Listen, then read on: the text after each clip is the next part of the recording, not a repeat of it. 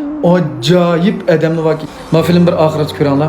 Jibo qilib mal setyapti. Man qag'al sirib o'tib ketsa olmayli yoki jibo qilish oldi turganlar.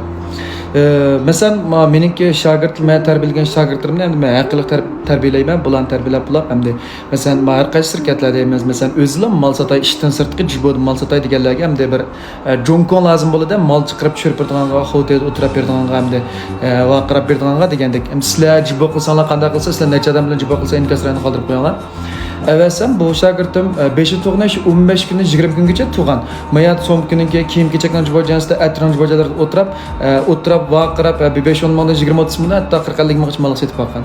Uni evvelsem siz uqmaydi ekansiz, jibojanga adam kirimdi debdi. Ha bo'lapdan davos ma'qul deb yana bir evvelsem jibojandik adam sonini siz xo'tayda o'tirib xutenchi gap qilib adamni tushirib aytdingiz. Xutenchi gap qilsa odam tushib ketamdi ekan. Acaba Xutan'dan çıkan vankonlar baya, mal setvatkanlar baya. Bu Xutan'çı gibi bir şey gibi çıkan abulam diken. Ben 4 yıl, 5 yıl daha şu dokla vaktimde Xutan'lık dostlarım bilen birlikte yatkan. Ben Xutan'çı gaklar aytmayın ha. Ben gakılsam acaba Jibojan adam çıkıp ketmeydi ki ha. Xutan'çı gakılsanız çıkıp ketemdi ha. Acayip adam bak. Şuna bilen bu Xutan'ın nim rolü bağlılığını bilmeydi ken. Adamını evvelsem bir neversem bir dedi. Bir neversem bir dedi. Anın kendi abiyatim bir muç yakıp ki jüplettim. Sizin Jibojanda mı müştahhala bağ mı yok mu? Mesela bu öz malını yaksatanmay jüyün atıp koyduğun bu Xotay otağımı Xotay neçik arıldı o köpçilik.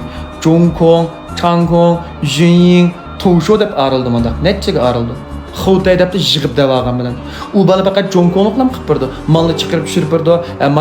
Aynısı kaldı. Mesela sizlem Jibokat kalktı, aynısı kaldı. Man ele bilen la amda kıptı da penilen uqpire. Şuna ondan ma qo'saq köpükden ma film tatib qaldim. Sizlarning Jibojandik adam sanlar 20dan 30 ta aşmavatqalar barmi Jibojanda. Inkaslarni yozib qo'yib, kechda Jibojan kiringlar va birdan bir Jibojmi. Qandaq nomer qo'zg'atishni narsani so'zlab berma. Hey, ajoyib odamlar boshqa. Sizlar mushta ahvol yo'liq boqqanmi? Ras Xutanchga qilsak Jibojan adam chiqib ketami?